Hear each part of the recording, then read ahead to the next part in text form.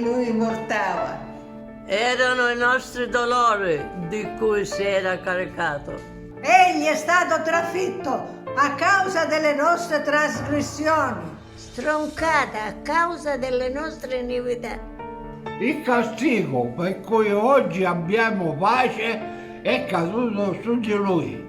E mediante le sue lividure noi siamo stati guariti. Ha portato i peccati di molti. Ha interceduto per i colpevoli.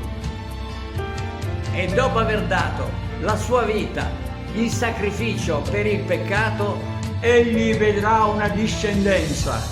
Gesù è la vita.